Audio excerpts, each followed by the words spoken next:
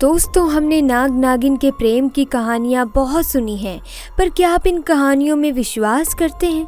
दोस्तों, मैं भी पहले इन कहानियों पर बिल्कुल विश्वास नहीं करती थी, लेकिन जब से इस सच्ची घटना को सुना है तब से मैं भी नाग नागिन के अटूट रिश्ते को मानने लगी हूँ।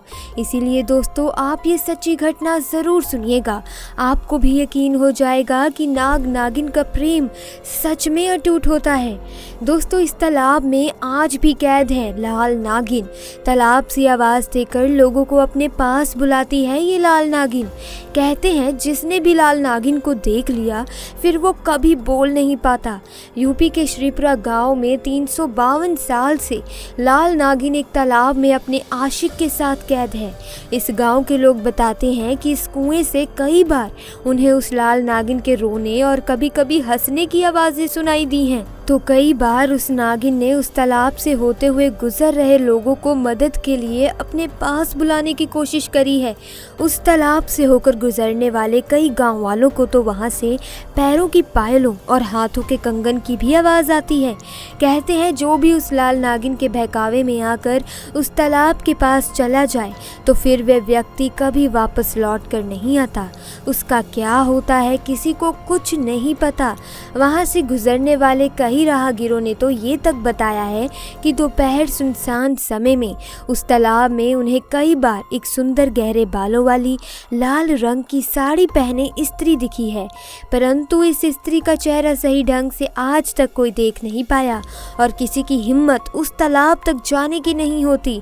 श्रीपुरा गांव के लोग उस तालाब को श्रापित मानते हैं और गांव का कोई भी व्यक्ति उस तालाब पर नहीं जाता। दोस्तों, दरअसल उस तालाब और लाल नागिन से जुड़ी एक बेहद ही दुखद भरी दास्तां है, जिसके कारण ही वे लाल नागिन उस तालाब में आज भी करीब 352 सालों से कैद है। इस गांव के बड़े बुजुर्ग बताते हैं कि ये बात करीब कई साल पहले की है। गांव में रूपाली नाम की एक लड़की अपने माँ बाप के साथ रहा करती थी और उसके 2 बड़े भाई भी थे। रूपाली अपने नाम के अनुसार ही रूपवती और बहुत सुंदर थी, परंतु रूपाली के दोनों बड़े भाई बहुत झगड़ालू किस्म के थे। गांव के कमज़ोर लोगों को डराना धमकाना उनका शौक था।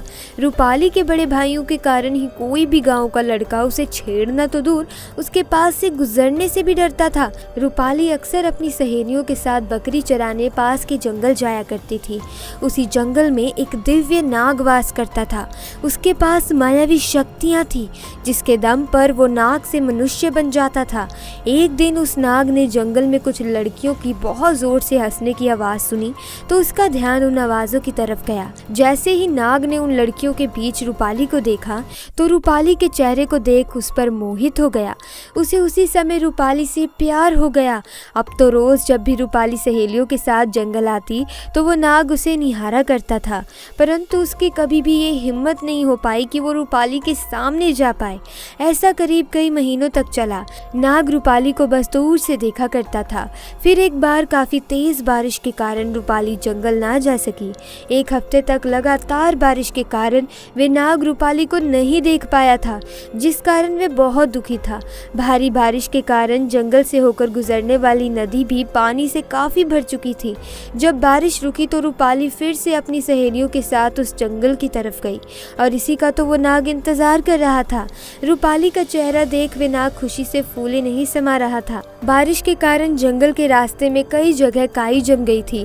रूपाली घूमते घूमते अपनी सहेलियों से थोड़ा दूर नदी के पास चली गई कि तभी अचानक रूपाली का पैर खराब रास्ते के कारण फिसलता है और वे खुद को संभाल ही नहीं पाती तथा नदी में गिर जाती है। नदी का बहाव इतना तेज था कि वे तेजी से पानी में डूबती जा रही थी। उसने अपनी सहेलियों को मदद के लिए आवाज़ भी लगाई, परंतु वे काफ़ी दूर थी। अब वो नदी के बहाव के साथ खुद भी बही जा रही थी। वो नाग उसे काफ़ी दूर से देख रहा था। जब उसने रूपाली को डूबते देखा तो तुरंत मनुष्य रूप में वो उस नदी में कूद पड़ा और तेजी से तैरकर रूपाली को नदी से बाहर निकाल लाया। रूपाली बहुत डरी हुई थी और रो रही थी। उसने रूपाली से कहा कि डरो मत, अब तुम सुरक्षित हो। रूपाली ने जब उस लड़के को देखा तो उसका धन्यवाद किया और उसका नाम पूछा। उसने अपना नाम शुभम बताया। रूपाली बोली, शुभम, अगर तुम ना होते तो आज मैं शायद जिंदा ही ना होती। मुझे समझ नहीं आ रहा मैं तुम्हारा कैसे शुक्रिया अदा करूं। इस पर शुभम बोला कि अगर तुम चाहो तो क्या मैं तुम्हारा दोस्त बन सकता हूं। रूपाली ने शर्माते हुए हाँ कर दी। अब तो वे रोज दिन के समय जंगल और गांव के बीच बने तालाब वाली जगह पर अकेले मिला करते थे। रूपाली तालाब के पास पहुंचकर जब भी शुभम का नाम लेती वे अचानक उसके सामने आ जाता। दोनों की दोस्ती धीरे धीरे एक नया रूप लेने लगी और रूपाली को भी शुभम से प्यार हो गया। एक दिन शुभम ने अपनी इच्छाधारी नाग होने की सच्चाई भी रूपाली को बता दी। रूपाली ये सब जानकर हैरान रह गई, लेकिन वो शुभम से इतना प्यार करने लगी थी कि उसने ये सच्चाई भी स्वीकार कर ली। दोनों जब भी एक दूसरे के साथ होते तो समय कब बीत जाता पता ही नहीं लगता। परंतु एक दिन गांव के ही किसी लड़के ने उन दोनों को एक साथ देख लिया और ये बात रूपाली के भाइयों को बता दी, जिसे सुन दोनों भाई गुस्से में आग बबूला हो उठे और दोनों कुछ लड़कों के साथ उस तालाब की ओर चले गए जहां रूपाली और शुभम थे। वहां पहुंचकर शुभम और रूपाली को एक साथ देखकर रूपाली के भाई बहुत ही गुस्से में आ गए और डंडे से जोरदार प्रहार शुभम के सर पर पीछे से किया तो वे उसी समय अचेत होकर जमीन पर लेट गया। रूपाली ने जब अपने भाइयों को देखा और उसके प्यार शुभम को जमीन पर लेटा पाया तो वे बिलख कर रो पड़ी। अपने भाइयों को रोकने के लिए रूपाली ने बहुत कोशिश करी, परंतु उसके भाई तो उस समय जल्लाद बन चुके थे। उन्होंने अपनी बहन को कसकर पकड़ लिया और शुभम को तब तक लाठियों से पीटते रहे जब तक वह मर नहीं गया और फिर उसे तालाब में फेंक दिया। रूपाली को वो पकड़कर घर ले आए और कमरे में बंद कर दिया और करीब 1 हफ्ते के अंदर ही उसकी शादी पास के ही धनवान परिवार के लड़के से करा दी। शादी वाले दिन रूपाली को ज़बरदस्ती तैयार किया गया, उसे लाल जोड़े से सजाया गया, परंतु वे रो रही थी। तभी अचानक उसने देखा कि सभी शादी की तैयारी में जुटे हुए हैं और अचानक से लोगों का ध्यान रूपाली से चला गया। वे इसी मौके का तो इंतजार कर रही थी। रूपाली मकान के पीछे वाली खिड़की से किसी तरह कूदकर उस घर से भाग निकली और उसी तालाब पर जा पहुंची जहां वे शुभम से मिला करती थी।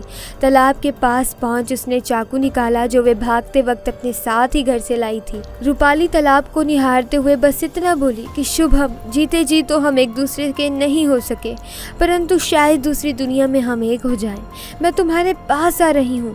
रूपाली ने इतना कहते ही खुद को चाकू से मारा और उसी तालाब में डूबकर मर गई। अपने प्यार की खातिर रूपाली ने भी अपनी जान उसी तालाब में दे दी। दोस्तों, कहते हैं कि वे लाल जोड़े में सजी रूपाली लाल नागिन बन गई है और आज भी अपने आशिक नाग के साथ उसी तालाब में करीब 352 सालों से रह रही है। गांव वाले आज भी जब उस तालाब से गुजर रहे होते हैं तो रूपाली और शुभम की आवाज़ें सुना करते हैं।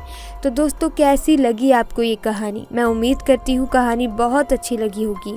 अगर हाँ तो वीडियो को लाइक कीजिए और चैनल को सब्सक्राइब करना ना भूलें ताकि आपको ऐसी वीडियोस की अपडेट मिलती रहे। आपका बहुत बहुत धन्यवाद।